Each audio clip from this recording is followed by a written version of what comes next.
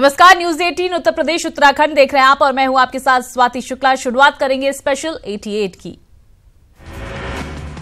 काला हिरण शिकार मामले में सलमान खान की जमानत याचिका पर आज सुनवाई होगी। इस याचिका पर सेशन कोर्ट सुनवाई करेगा। ये सुनवाई 10:30 बजे होगी और आपको बता दें कि कल जोधपुर की सेशन कोर्ट ने सुनवाई की थी और काला हिरण शिकार मामले में 5 साल की सजा सुनाई थी। इस मामले से जुड़े सह आरोपी सैफ, तब्बू, सोनाली बेंद्रे और नीलम को बरी किया गया था।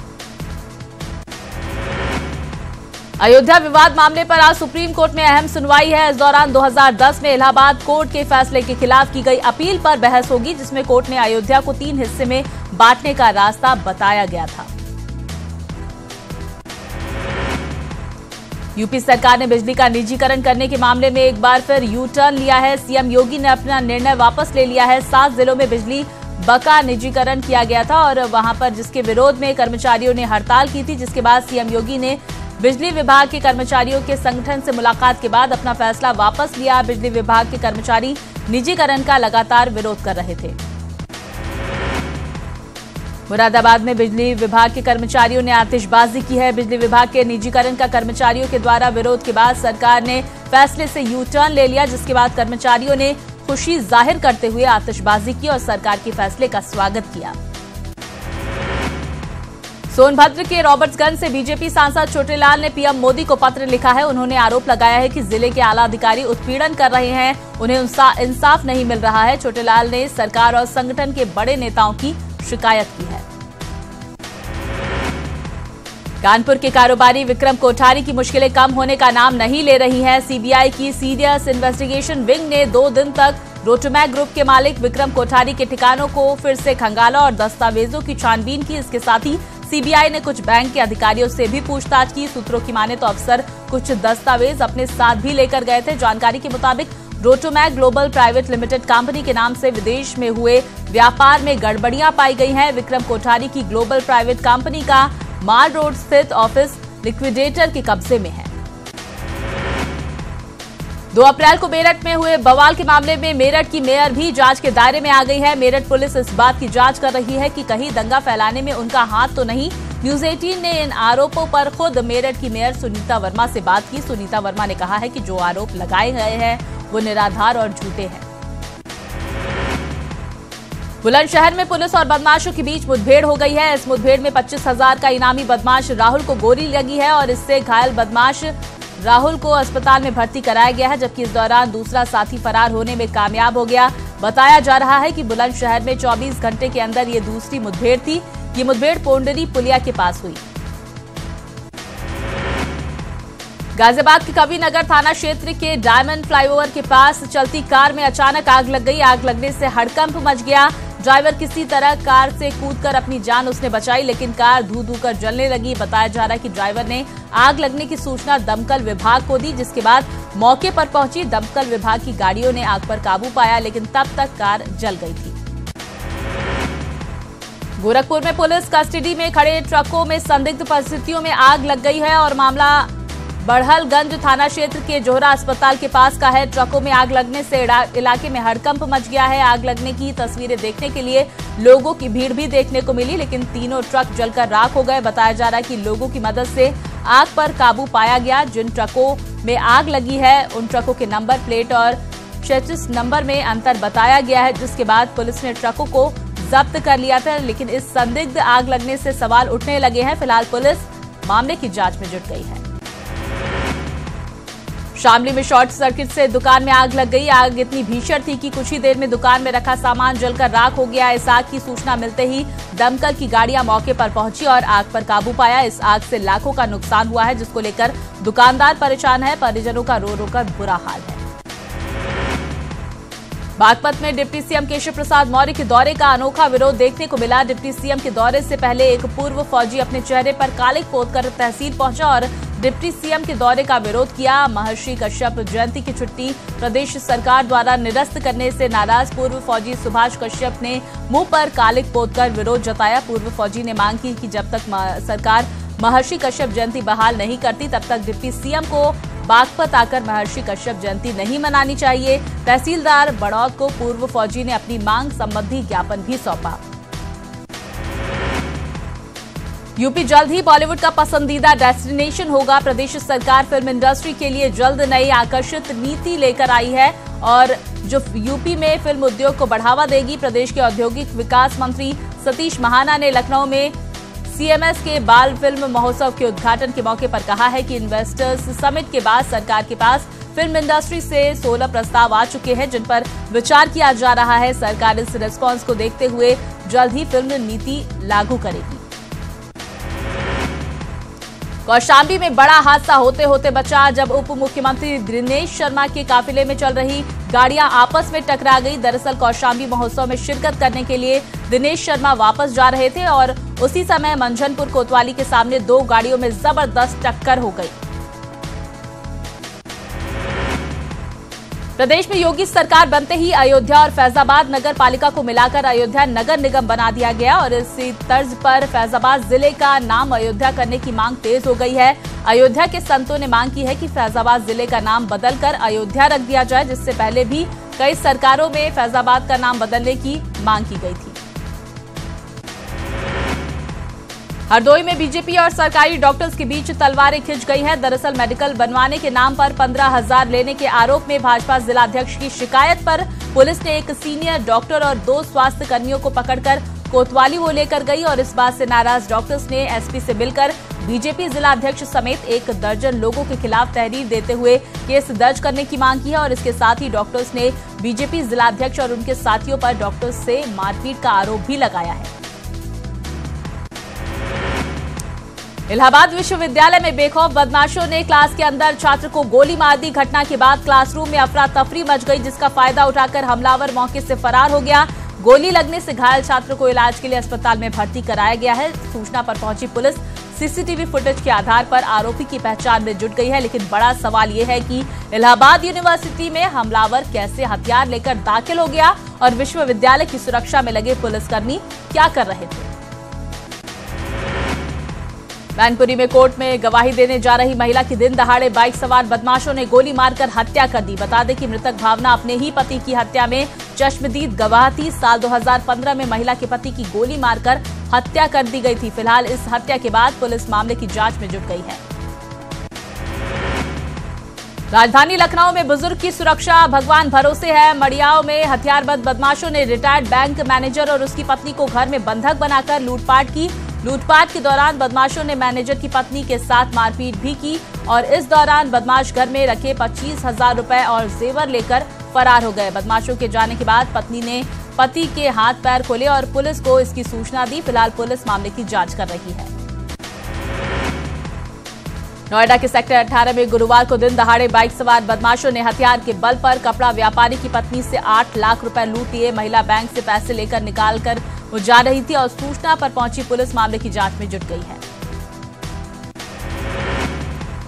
देवरिया में 50 लाख रुपए की कीमत की अवैध शराब पकड़ी गई है। हम आपको बताते चले कि रुद्रपुर कोतवाली के शिवपुर पडरी गांव में बने एक फार्म हाउस से 370 पेटी अवैध शराब की खेप पकड़ी गई है। साथ ही इसी फार्म हाउस से अवैध 4 असलहे भी बरामद किए गए हैं। पकड़ी गई शराब की बिहार राज्य में तस्करी की जाती थी और ये हरियाणा राज्य से बनती थी। शराब तस्कर देवरिया जिले में अवैध शराब को स्टोर करते थे और रात के अंधेरे में बिहार राज्य में सप्लाई किया जाता था।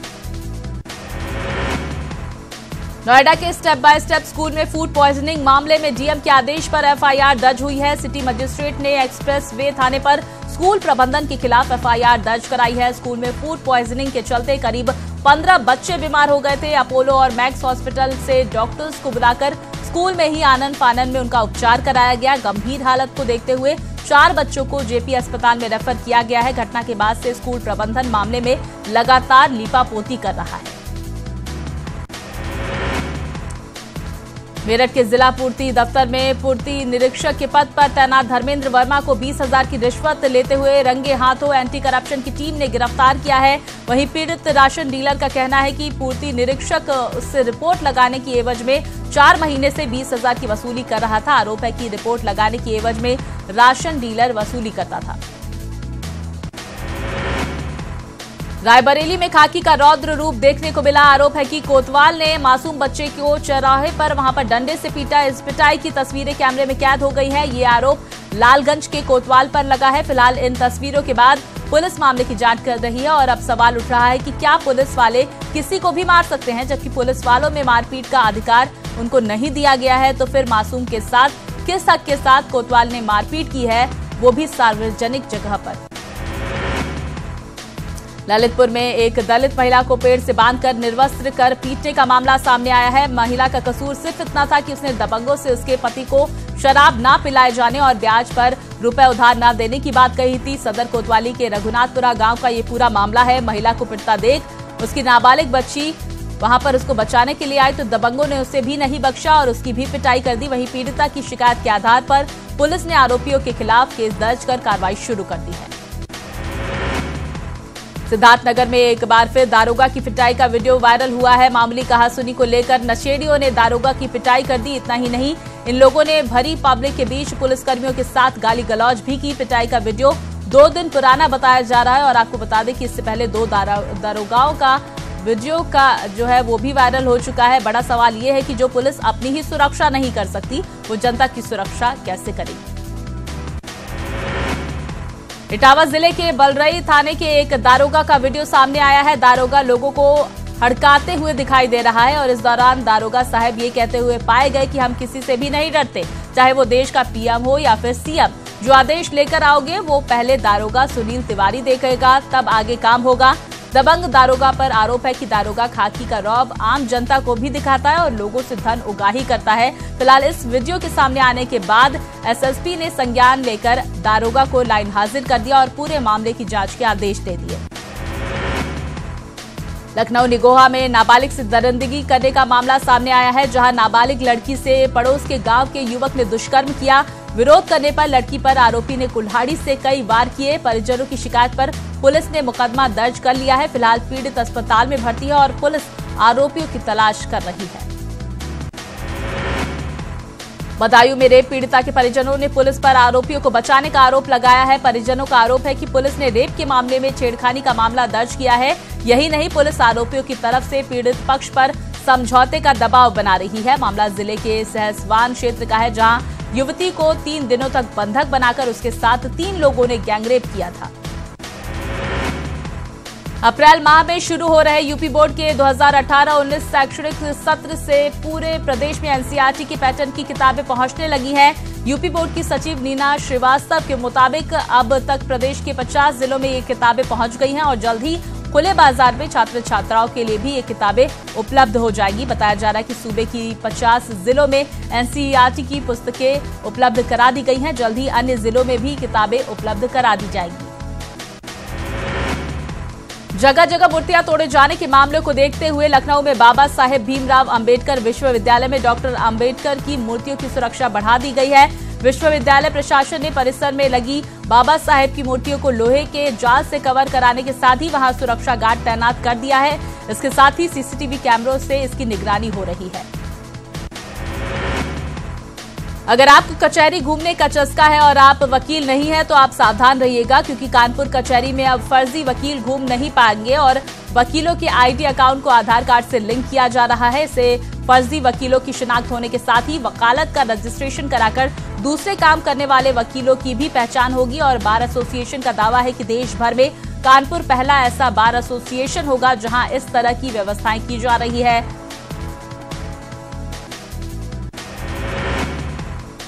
सूबे के मुख्यमंत्री त्रिवेंद्र रावत का कहना है कि जल्द ही चारों धाम में टेली मेडिसिन सुविधाएं शुरू कर दी जाएंगी। डीडीहाट दौरे पर आए सीएम ने कहा है कि राज्य में विशेषज्ञ डॉक्टर्स की काफी कमी है, जिसे देखते हुए दुर्गम पहाड़ी इलाकों को टेली रेडियोलॉजी और टेली मेडिसिन से जोड़ा जा रहा है। साथ ही सीएम ने कहा है कि चारधाम यात्रा के दौरान लाखों श्रद्धालु उत्तराखंड में आते हैं, जिन्हें टेली मेडिसिन और टेली रेडियोलॉजी सेवा से काफी लाभ होगा। प्रदेश के मुख्यमंत्री त्रिवेंद्र सिंह रावत आज पौड़ी जाएंगे, जहां वो पलायन आयोग के कार्यालय का उद्घाटन करेंगे। सीएम के कार्यक्रम को लेकर पलायन आयोग के कार्यालय में तैयारियां पूरी कर ली गई हैं। सीएम 11:50 पर पलायन आयोग के कार्यालय का विधिवत उद्घाटन करेंगे। उद्घाटन के बाद सीएम पलायन आयोग की पहली बैठक भी लेंगे और साथ ही उन्होंने कहा है कि पौड़ी में पलायन आयोग का कार्यालय खुलने के बाद अब पहाड़ों से पलायन को रोकने के लिए पौड़ी से ही इसका रास्ता निकाला जाएगा। निकाय चुनाव कराए जाने को लेकर सरकार और राज्य निर्वाचन आयोग के बीच तनातनी खुलकर सामने आने के बाद अब ये चर्चा छिड़ गई है कि संवैधानिक संस्थाओं के बीच ये टकराहट क्यों हो रही है। साथ ही ये भी चर्चा चल रही है कि कहीं राज्य निर्वाचन आयोग ने प्रेस कॉन्फ्रेंस में कई बातों से दोनों ही संस्थाओं के बीच की खींची गई लक्ष्मण रेखा को लांघा तो नहीं। इससे एक तरफ सरकार की लेट लतीफी तो दूसरी तरफ निर्वाचन आयोग के अति उत्साह की तरफ देखा जा रहा है। उत्तरकाशी के गंगोत्री से पूर्व विधायक और वरिष्ठ कांग्रेस नेता विजय पाल सचवाण ने प्रदेश सरकार के 1 साल पूरे होने पर चुटकी ली है। सचवाण ने कहा है कि डबल इंजन की इस सरकार ने 1 साल में कोई बड़ी उपलब्धि हासिल नहीं की है। चुनाव में किया गया एक भी वादा पूरा नहीं किया गया।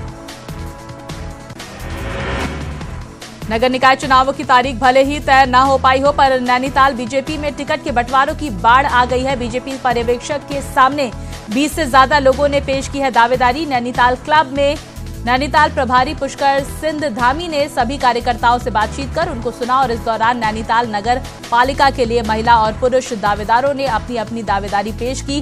पालिका चुनाव के लिए दावेदारी कर रहे उम्मीदवारों ने कहा है कि पार्टी के लिए सालों से काम कर रहे हैं और इसलिए उनको टिकट दिया जाए। वहीं नैनीताल जिले के प्रभारी पुष्कर सिंह धामी ने कहा है कि हर स्थान पर 20 से ज्यादा दावेदार सामने आ रहे हैं। सभी को सुनने के बाद वो पूरी रिपोर्ट तैयार कर देहरादून भेजेंगे, जिसके बाद बीजेपी संसदीय बोर्ड इस पर फैसला लेगा।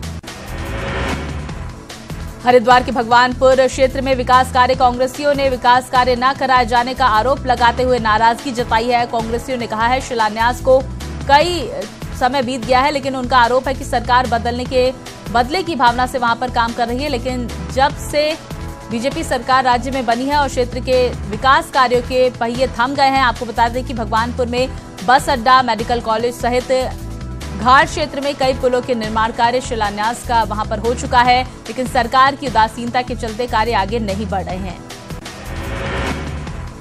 एक बार फिर से पूर्व मुख्यमंत्री हरीश रावत ने मौजूदा सीएम त्रिवेंद्र सिंह रावत की तारीफ की है। मेडिकल कॉलेजों की फीस बढ़ोतरी का फैसला वापस लेने पर हरीश रावत ने कहा है कि वो सरकार के इस निर्णय का समर्थन करते हैं। हालांकि उन्होंने कहा है कि सरकार पर तीखी प्रतिक्रिया की थी, लेकिन वो सरकार के इस फैसले का समर्थन करते हैं। वहीं निगम चुनावों पर निर्वाचन आयोग की सरकार पर टिप्पणी पर उन्होंने कहा है कि वहां पर जरूर संवैधानिक संकट है, लेकिन उन्होंने भरोसा जताया है कि निगम चुनावों को लेकर भी सरकार कोई न कोई रास्ता निकाल लेगी। नरेंद्रनगर वन प्रभाग के भद्रकाली के जंगलों में भीषण आग लग गई, जहां लाखों की वन संपदा स्वाहा हो गई। वहीं फायर सीजन में वन विभाग की वनाग्नि से निपटने की तैयारियों की पोल खुल गई है। जब जंगलों में आग बुझाने जैसे जोखिम भरे काम पर बिना संसाधनों और उपकरणों के नाबालिग स्कूली बच्चों को वहां पर आग बुझाते हुए देखा गया। वन प्रभाग ने नियमों को ताक पर रखकर 10वीं के बच्चों को 350 रुपए मजदूरी पर काम बुझाने के लिए रखा गया था। कितनी जल्दी हिम्मत हार जाती है युवा पीढ़ी, इसका एक ताजा उदाहरण पौड़ी में देखने को मिला, जहां भगतराम स्कूल के कक्षा 9वीं में पढ़ने वाली 3 छात्राओं ने रिजल्ट खराब होने के चलते जहरीला पदार्थ खा लिया। हालत बिगड़ने पर छात्राओं को स्थानीय लोगों ने जिला अस्पताल में भर्ती कराया गया। वहीं हालत बिगड़ने पर डॉक्टर्स ने 2 छात्राओं को श्रीनगर के बेस अस्पताल के लिए रेफर कर दिया है, जहां उनका इलाज किया जा रहा है। राजाजी टाइगर रिजर्व में हाथियों के मरने का सिलसिला थमने का नाम नहीं ले रहा है। टाइगर रिजर्व के चीला रेंज में एक और हाथी की मौत हो गई है। इस मादा हाथी की मौत पहाड़ी से गिरकर हुई है और पार्क प्रशासन ने मौके पर पहुंचकर शव को कब्जे में ले लिया है। पौड़ी में एक बार फिर से कृषि विभाग विवादों में घिरता नजर आ रहा है। जिले के जसपुर गांव में 1 साल पहले कृषि विभाग ने प्रधानमंत्री सिंचाई योजना के तहत करीब 8 लाख रुपए की लागत से गांव में एक पानी की टंकी, 2 चेक डैम और गुल और खाल का निर्माण भी कराया था। पर अब ग्रामीणों ने विभाग के ऊपर गंभीर आरोप लगाते हुए कहा है कि कृषि विभाग द्वारा सरकारी बजट को ठिकाने लगाकर ग्रामीणों को गुमराह किया गया। विभाग द्वारा जो पानी के टैंक उस जगह बनाए गए हैं जहां पर पानी की कोई संभावना ही नहीं है। धर्मनगरी हरिद्वार के कई इलाकों में इन दिनों कुत्तों का आतंक है। आतंक भी ऐसा कि एक कॉलोनी को इन दिनों कुत्तों वाली कॉलोनी के नाम से जाना जाने लगा है। आलम यह है कि अब इस कॉलोनी में रहने वालों के घर ना मेहमान आने से कतराते हैं और वहां पर ट्यूटर भी नहीं उनको मिल रहे हैं। कुत्तों के आतंक से परेशान कॉलोनी के बच्चों ने नगर निगम से हताश होकर अब सिटी मजिस्ट्रेट से कुत्तों के आतंक से निजात दिलाने की गुहार लगाई है। सरकारी कार्यों में सुस्ती देखनी हो तो इसका नमूना बागेश्वर में विकास भवन के पास बन रहे ऑडिटोरियम में है। 2008 से बन रहे इस ऑडिटोरियम के चारों तरफ बड़ी बड़ी घास उगाई है। इतना ही नहीं, शुरुआत में इस भवन की लागत लगभग 1 करोड़ 93 लाख थी, जो बढ़कर 2 करोड़ 46 लाख वहां पर हो गई है। अब देखना यह होगा कि इस बढ़ी हुई लागत और देरी की जिम्मेदारी किसकी है और सरकार उस पर क्या कार्रवाई करती है। कोटद्वार में पार्किंग एक बड़ी समस्या बन चुकी है। शहर में कहीं भी पार्किंग व्यवस्था न होने से लोग सड़कों पर गाड़ियां खड़ी कर रहे हैं, जिससे ट्रैफिक और भी ज्यादा प्रभावित हो रहा है। एडीएम रामजी शरण शर्मा का कहना है कि कोटद्वार बाजार में जगह की कमी के चलते छोटी छोटी पार्किंग बनाए जाने की योजना है, जिसकी डीपीआर तैयार कर शासन को वहां पर भेजा जाएगा। बजट मिलते ही पार्किंग का काम शुरू होगा। खबर श्रीनगर गढ़वाल से है, जहां छात्रों ने अपनी मांगे पूरी करवाने के लिए अनोखे तरीके से विरोध किया। हम बात कर रहे हैं केंद्रीय विश्वविद्यालय हेमवती नंदन बहुगुणा गढ़वाल विश्वविद्यालय की, जहां छात्रों ने जमीन पर बैठकर पढ़ाई कर अपना विरोध व्यक्त किया। छात्रों ने यूनिवर्सिटी में एक बड़ी लाइब्रेरी और जिसमें 800 छात्र बैठकर पढ़ सके और बैठने के लिए पर्याप्त फर्नीचर की मांग भी की है। नैनीताल पुलिस ने चोरी गए 5 लाख की कीमत के 54 मोबाइल फोन को खोज निकाला है। पुलिस और एसओजी की संयुक्त अभियान के तहत की गई इस मोबाइल फोन्स की बरामदगी एसएसपी जन्मेजय खंडूरी ने कहा है कि 3 महीने के भीतर इन सभी फोन को खोजा गया है और एसएसपी ने कहा है कि जिले में 600 से ज्यादा मोबाइल फोन के खोने की सूचना है, जिसमें करीब 150 से ज्यादा फोन बरामद किए गए हैं। ये सभी मोबाइल फोन को दिल्ली, यूपी, बिहार समेत अन्य राज्यों से वहां पर खोजा गया है। पुलिस कप्तान ने कहा है कि आने वाले दिनों में भी इस तरह के अभियान जारी रखे जाएंगे ताकि लोगों की समस्या का समाधान किया जा सके। हरिद्वार में पिछले 10 दिनों से अनशन कर रहे गुरुकुल कांगड़ी विश्वविद्यालय एबीवीपी के छात्रों का अनशन खत्म हो गया। कुलपति ने धरना स्थल पहुंचकर छात्रों को जूस पिलाकर अनशन समाप्त किया। कुलपति ने बताया कि छात्र कल्याण से जुड़ी 16 सूत्री मांगों को लेकर अनशन कर रहे छात्रों की आपसी बातचीत के बाद ज्यादातर मांगों को मान लिया गया है। मांगों पर सहमति के बाद आज अनशन समाप्त हो गया है। देहरादून में 3 माह से वेतन न मिलने की वजह से पेयजल निगम के डिप्लोमा इंजीनियर्स ने आंदोलन की राह पकड़ ली है। डिप्लोमा इंजीनियर्स ने सरकार को 15 दिन का अल्टीमेटम दिया है। पेयजल निगम के डिप्लोमा इंजीनियर्स को 3 महीने में तनख्वाह वहां पर 3 महीने से नहीं मिली है। इसके अलावा डीपीसी हो जाने के बावजूद अभी तक प्रमोशन के आदेश नहीं दिए गए हैं। इसको देखते हुए उन्होंने 19 और 20 अप्रैल को पेयजल निगम कार्यालय में धरना देने का फैसला किया है। इसके बाद भी सरकार अगर नहीं मानती है तो वो अनिश्चितकालीन हड़ताल पर जाने का मन बना चुके हैं। उत्तरकाशी के डबरकोट में NH 94 के लिए किसानों द्वारा दी गई जमीन का मुआवजा न मिलने से किसानों में भारी आक्रोश व्याप्त है। पिछली यात्रा काल में NH 94 डबरकोट में 18 दिनों तक यात्रा बाधित रहने के बाद ग्रामीणों द्वारा अपनी किसानी भूमि अल्टरनेट सड़क मार्ग के लिए दिए जाने के बावजूद उसका आज तक मुआवजा न मिलने पर ओजरी गांव के ग्रामीणों ने NH 94 को जाम कर दिया है। और इतना ही नहीं, किसानों के आक्रोश को गढ़वाल आयुक्त दिलीप जावलकर को भी झेलना पड़ा। काफी देर तक आयुक्त ग्रामीणों को समझाते रहे और इसके साथ ही पीडब्ल्यूडी और जिलाधिकारी उत्तरकाशी को भी यमुनोत्री कपाट खुलने से पहले ही मुआवजे को लेकर सख्त निर्देश दिए गए हैं। वैकल्पिक सड़क बनने में ग्रामीणों की कई एकड़ भूमि चली गई, जिसका करीब 74 लाख मुआवजा बन रहा है, जिसमें 6 महीने से न सड़क सुरक्षित बनी और न ही ग्रामीणों को मुआवजा मिल पाया।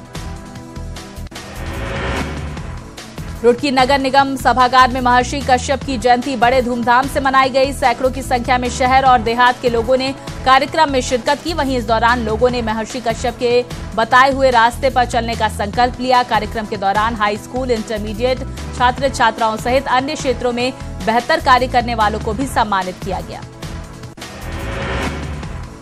हरिद्वार के ज्वालापुर में लंबे समय से सक्रिय 3 महिला जेबकतरों को पुलिस ने गिरफ्तार किया है। शातिराना अंदाज में लोगों को भांपकर उनकी जेब पर हाथ साफ करती थी और लगातार मिल रही शिकायत के बाद ये लोग पकड़े गए हैं। देहरादून में आबकारी विभाग अवैध रूप से शराब जमा करने वालों के खिलाफ अभियान चला रहा है। 2 दिन पहले रायवाला और आराघर में अवैध शराब का जखीरा बरामद किया गया। लोहाघाट के खेती खान रोड में बीते दिन हुई बारिश के चलते 80 साल पुराना भवन जमींदोज हो गया। चपेट में आकर घर में ही रह रही मां बेटी भी घायल हो गई। स्थानीय लोगों की सूचना पर मौके पर पहुंची पुलिस ने रेस्क्यू चलाकर मामले में दबी मां बेटी को निकाला और जिसका इलाज सीएचसी लोहाघाट में चल रहा है। मसूरी के पैराग्लाइडिंग सेंटर में 7 दिवसीय पैराग्लाइडिंग प्री बेसिक कोर्स का प्रशिक्षण शुरू हो गया है। जनपद उत्तरकाशी के विभिन्न क्षेत्रों से आए 20 युवक पैराग्लाइडिंग का प्री बेसिक कोर्स का प्रशिक्षण ले रहे हैं।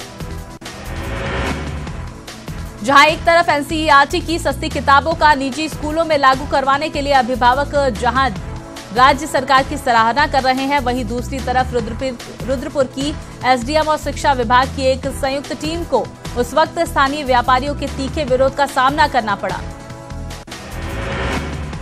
आने वाले समय में ऋषिकेश में चारधाम यात्रा की बसों का संचालन होगा।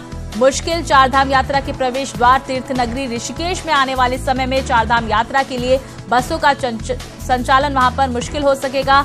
अतिक्रमणकारियों द्वारा चारधाम बस अड्डे में सैकड़ों अवैध खोखे खड़े कर दिए गए हैं।